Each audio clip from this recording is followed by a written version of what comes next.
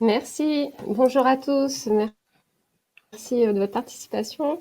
Je suis donc Laurence Salaire, je suis analyste data dans les équipes marketing. Donc on est en support avec Fariat de la société Lincoln qui m'accompagne au quotidien. On est en support du coup des équipes marketing, notamment sur les campagnes de communication ciblées. Et donc le use case d'aujourd'hui, il part d'un constat simple qui se dit j'envoie un email à mes meilleurs clients, notamment sur l'animalerie, qui sont quand même des gros clients à valeur chez nous. Par contre, pourquoi envoyer du contenu chat et chien à des gens qui ont soit juste un chat, soit juste un chien? C'est un cas très simple, mais qui apporte beaucoup de valeur, en fait, de pouvoir identifier l'animal de compagnie des clients à travers leurs achats. Donc l'objectif de cette masterclass, c'est de vous montrer comment avec l'outil Alteryx, on réussit à mettre en œuvre en fait cette typologie qu'on a appelée animaux. Donc c'est Fariat qui l'a réalisée. La typologie, elle est très, enfin, vous connaissez tous. En fait, je vous apprends rien sur la construction d'une typologie. On construit la typologie, donc on récupère des données, on analyse les variables, on sélectionne le nombre de classes, on analyse la typologie avec la description des segments et on vérifie la stabilité de la segmentation. Et ensuite, on la met à jour avec la mise à jour des données et la matrice de passage. Fariad va vous montrer en fait ce qui nous intéressait avec Alteryx et ce qu'apportent les fonctionnalités d'Alteryx en fait sur 3 focus. L'analyse des variables qui contribuent à la segmentation, la sélection du nombre de classes et l'automatisation du calcul qui sont pour nous des grosses valeurs ajoutées avec Alteryx. Du coup, je vais laisser Fariat vous présenter le premier focus. Bonjour à tous et merci de votre participation. Donc moi, c'est Fariat Soulé, je suis data analyst chez Lincoln, qui est un cabinet de conseil expert dans la data et qui accompagne ses clients sur toutes les problématiques liées à la data science, au data marketing et à l'IA. Donc je travaille chez Intermarché depuis quelques temps avec Laurence au service marketing client. Donc pour vous présenter les focus sur les outils qui nous ont permis de réaliser cette typologie animaux. Donc, je vais commencer par la partie analyse de données. Donc, une fois que nous avons récupéré nos données et constitué notre base d'études qui contient des indicateurs de conso des clients sur les catégories qui nous intéressaient, nous allons étudier analyser les relations qu'il y a entre nos variables. Et ce qui nous permet de faire ça dans Alteryx, c'est un outil qui s'appelle Association Analysis. Il permet de générer une matrice de corrélation à la fois statique et interactive. Et cette matrice, c'est une matrice de corrélation statique où on aura les valeurs, les valeurs des corrélations de chacune de nos variables. Et l'interactive, ce sera plutôt un graphe où ces valeurs seront représentées avec un code couleur. Donc le rouge, ça va traduire une très forte corrélation positive. Le bleu, plutôt une forte corrélation négative. Ce qui nous permet tout de suite, d'un point de vue visuel, de savoir quelles sont nos variables qui sont les plus corrélées et lesquelles on souhaite sélectionner pour la suite de notre analyse. À savoir que au niveau de l'utilisation de cet outil, c'est plutôt assez simple. Je vous ai mis dans le slide à droite là la fenêtre de configuration de cet outil où on a juste à choisir les variables qu'on souhaite analyser et la méthode de mesure qu'on souhaite utiliser, si c'est une corrélation de Pearson qu'on veut sortir ou plutôt du Spearman par exemple. Donc voilà pour ce qui est de cet outil. Donc, ensuite, une fois que nous avons analysé nos outils et analyser nos variables et sélectionner celles avec lesquelles nous souhaitons poursuivre l'analyse, nous allons passer à l'étape suivante qui va être le choix du nombre de classes de notre segmentation. Et pour ce faire, nous avons un outil très intéressant, un outil de diagnostic qui lui va faire tourner en fait un modèle de clustering sur différents nombres de clusters donnés. et sortir des indices qui vont nous aider à choisir le nombre de classes appropriées. Pour ce qui est de la configuration de cet outil-là, ça marche un peu comme celui d'avant, avec des paramètres en plus. Une fois qu'on a sélectionné nos variables d'intérêt, on peut choisir de les standardiser ou pas. Et si on veut les standardiser, on choisit la méthode qu'on souhaite utiliser. Ensuite, on choisit l'algorithme de clustering que l'on souhaite utiliser. Et enfin, les paramètres, on va avoir 2 paramètres de choix de cluster, donc un min et un max. Ça va représenter la plage de nombre de clusters que l'on souhaite tester. On va avoir aussi un paramètre sur les répétitions de Bootstrap. Donc, ce paramètre représente en fait le nombre d'échantillons de notre base de données de départ que l'on souhaite effectuer. Donc, si on choisit 100, par exemple, ça veut dire que nous allons faire 100 échantillons avec remise de notre base de départ et le modèle va tourner sur chacun de ces 100 échantillons. Et un dernier paramètre à configurer, c'est le starting seed qui va représenter le nombre de répétitions de tout le processus. Donc, une fois ce traitement lancé, nous avons en sortie deux graphes qui représentent des indices qui sont calculés sur chacun des échantillons Bootstrap. Donc, à gauche, c'est l'indice de Rand qui, lui, sera un indicateur de la similarité des éléments dans un cluster. Et l'indice de Kalensky, lui, il permet d'avoir une vision sur la différence, la séparation, on va dire, des différents clusters. C'est en fait un rapport entre les variances interclasses et intraclasses. La règle ici pour le choix du cluster, ça va être de choisir celui pour lequel ces 2 indices sont maximisés. Mais il faut savoir que c'est pas toujours évident de savoir sur quel nombre de clusters partir. Et ce qui nous aide, en tout cas ce qui nous a aidé nous par la suite, c'est plutôt une fois la modélisation effectuée, la description des segments qui nous permet d'avoir une caractéristique de chacune de nos classes et de voir si d'un point de vue métier pour nous ça avait un sens ou pas. Donc sur la... Juste, je te Oui, coupe un petit peu, Fariat. Apparemment, il y a une question. Effectivement, l'outil, donc le masterclass là, est effectivement très technique, avec des notions statistiques un peu poussées. L'idée, c'était en fait, Alteryx a plusieurs niveaux de traitement de données. On peut effectivement aller du traitement basique de lecture de fichiers à de l'export de fichiers, à de la récupération de données, à la construction de segmentation comme ici, mais en fait, là, il y a les 2 flux les plus compliqués en fait que vous présente Faria. C'est vraiment un focus sur les outils les plus compliqués. Après, il y a pas mal d'accompagnement, de tutos, d'explications. Enfin, voilà. Mais après, en fonction de ce qu'on veut faire, il faut avoir effectivement quelques minimums en stats. Après, l'outil est quand même assez simple d'usage. Là, c'est vrai qu'on est plus sur un masterclass assez technique.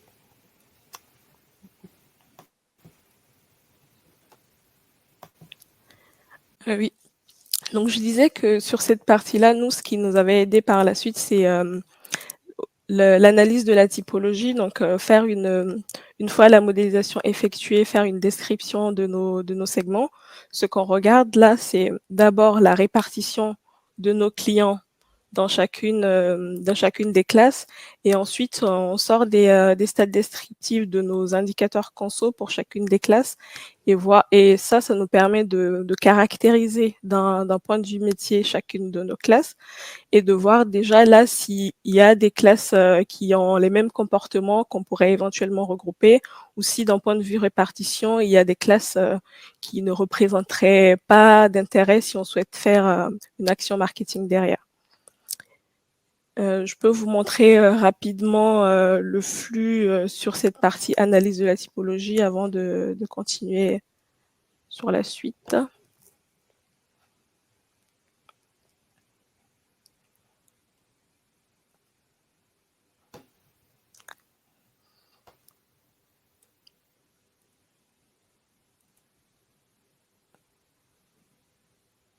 Tu nous partages ton écran, c'est ça? Oui. Ça marche. C'est pas encore. Ça vous arrive. S'il y a d'autres Alors, questions, n'hésitez pas. est-ce que c'est bon là, tout le monde voit? C'est en train d'arriver. En fait, c'est vrai que pour ceux qui connaissent pas trop l'outil Alteryx, en fait, ce sont des boîtes. Donc, il y a des onglets avec différentes boîtes en fonction du type de traitement. On peut coder si on a envie, c'est-à-dire que ça peut. Voilà, donc là, vous voyez l'interface de l'outil. Donc là, c'est l'interface de l'outil. Mon écran n'est pas très grand, donc c'est un peu compliqué. Donc la partie analyse de la typologie dont je parlais tout à l'heure, qui nous permet de valider notre choix de nombre de clusters. Donc ici, ce qu'on fait, c'est qu'on récupère notre base de données initiale que nous avons constituée.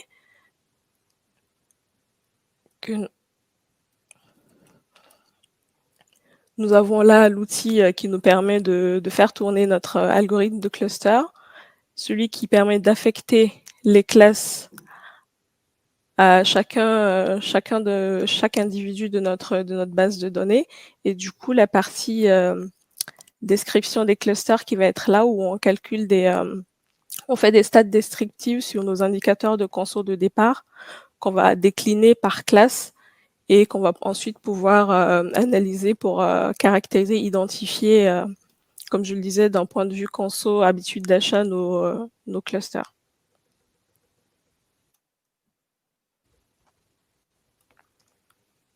Si je peux revenir sur les slides. Donc, une fois que nous avons fait cette étape de description des segments, nous regardons la stabilité de notre segmentation. Et pour réaliser cette étape-là, on se sert. Non, c'est là, t'es parti. Ouais, c'est encore avant. C'est dans le flux. Nous allons nous allons refaire tourner notre modèle, mais cette fois-ci sur une base de données constituée à une autre période. Je prends un exemple. Si notre modèle de départ il a été fait sur le T4 2019, par exemple, nous allons le refaire tourner sur des données du T1 2020 et refaire toute la partie description des segments. Comme ça, nous pourrons comparer les deux périodes, voir déjà si au niveau de la répartition, nous n'avons pas de grandes variations. Je donne un exemple. Si dans une classe, si nous avions une classe qui était constituée de 10% de notre population, par exemple, et que dans le trimestre d'après, nous passons à, je dis n'importe quoi, 70%, c'est une évolution qui est beaucoup trop grande. Donc ça va nous alerter, en fait.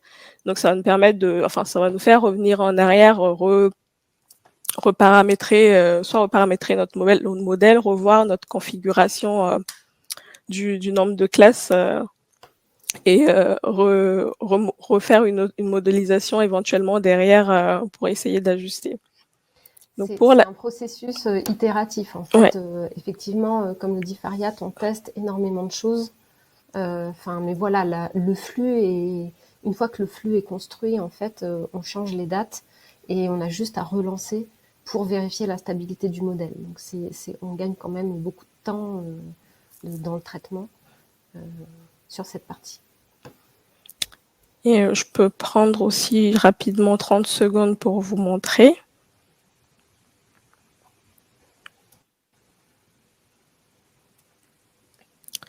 Est-ce que c'est bon?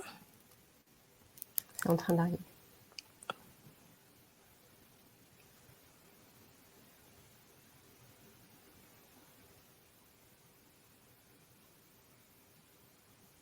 Est-ce que c'est arrivé, le partage?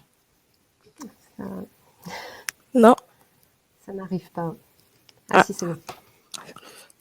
Du coup, là, c'est la partie où nous regardons la stabilité des segments. Donc, on reconstruit une base sur la période d'après. Là, nous avons notre modèle qui est sauvegardé, que nous allons réutiliser pour juste l'appliquer à nos données et associer à nos clients les affecter dans les clusters correspondants. Et ensuite, nous allons refaire toute la partie description des clusters que nous allons comparer maintenant avec celle obtenue précédemment. Pour voir l'évolution déjà au niveau, comme je vous ai dit, au niveau de la répartition et aussi l'évolution des différents indicateurs de conso. Après toutes ces étapes, une fois notre modèle validé, ce que nous voulons faire, c'est pouvoir le mettre à jour plus facilement, le réappliquer plus facilement. Et pour ça, j'ai mis en place j'ai construit une petite interface qui permet de lancer automatiquement ce calcul-là, ce que tout le monde peut faire. Du coup, on n'a plus besoin de forcément d'avoir des analystes pour ça. Donc, c'est la slide d'après. Donc, dans Alteryx, on a des outils d'interface qui nous permettent de construire une mini-application, on va dire, qui se présente comme vous voyez là dans l'écran en bas à droite avec des invites pour choisir en fait. Donc là, on a juste à paramétrer pour le choix de la période, la date de début et de fin de calcul, entrer le fichier du modèle qu'on a validé qui a été sauvegardé et juste lancer le calcul et ça va nous sortir automatiquement un fichier client avec pour chaque client le cluster auquel il est associé et ça va nous sortir en plus un fichier descriptif de nos clusters. Comme ça, on pourra comparer avec la période d'avant pour suivre. On a en fait une sorte de matrice de passage. Comme ça, on compare vraiment à chaque mise à jour l'évolution de nos classes et on est alerté tout de suite quand il y a une variation trop importante au niveau de la segmentation. Voilà. Ça, en fait, ça nous sert à déporter la charge, c'est-à-dire que Fariat accompagne en fait le marketeur dans la construction de sa segmentation avec ses compétences analytiques. Et une fois que on est assuré que la segmentation est stable et opérationnelle, on peut déléguer en fait la mise à jour directement au marketeur. Bien sûr, Fariat est toujours là s'il y a besoin d'accompagnement, mais ça nous permet, nous, analystes, de déporter la charge avec des outils de contrôle que sont les matrices de passage et le suivi de la volumétrie des segments à chaque mise à jour. Du coup, voilà pour la partie plus technique de l'utilisation d'Alterix. Là, on a voulu faire 3 focus très opérationnels, en fait. Du coup, n'hésitez pas, si vous avez des questions, même plus larges sur notre utilisation d'Alterix. Alors, la question, est-ce un process de manière continue et ponctuelle? Je suis pas sûre de comprendre la question. Qu'est-ce que vous entendez par process?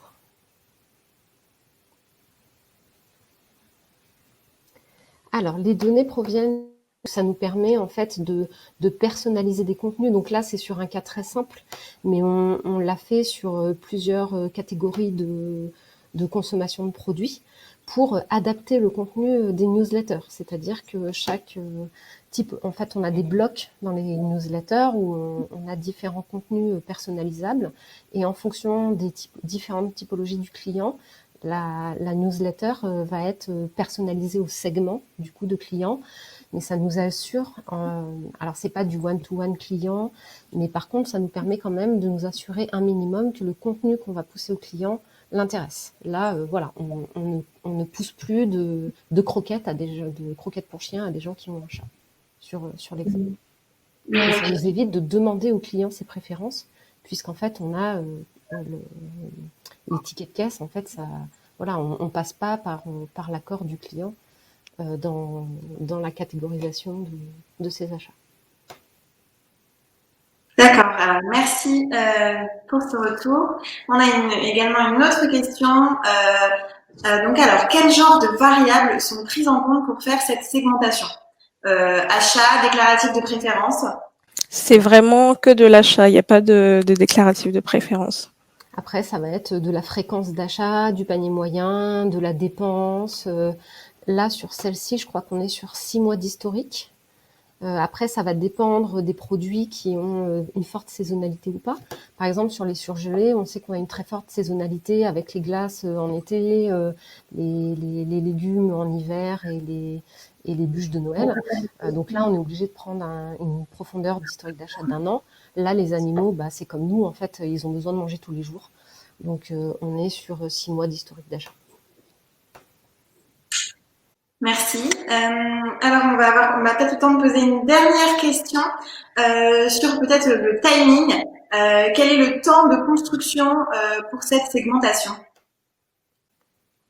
Fariat, je sais pas, 15 jours, on va dire. Oui, entre 10 et 15 jours, parce que, comme on vous l'a expliqué, c'est plutôt itératif, donc il y a vraiment des allers-retours, on va dire. Mais après, une fois que c'est construit, que le modèle est validé, pour la mise à jour, ça prend pas énormément de temps. En 2 heures, c'est fait. D'accord. Bon, plutôt rapide, en effet. Et peut-être, voilà, le dernier point avant de conclure cette fois, sur combien de segmentations de ce type avez-vous réalisé? On en a fait 3, on en a fait 2 là, sur les animaux et sur les surgelés, et une 3e est en cours sur la beauté. Et après, l'idée, c'est d'accompagner les product managers dans leur stratégie d'activation client. Donc après, c'est potentiellement en fonction des catégories qui veulent faire de l'activation client, ça peut être à la demande. Et là, on a quand même un grand chantier de développement de ces segmentations. D'accord, merci.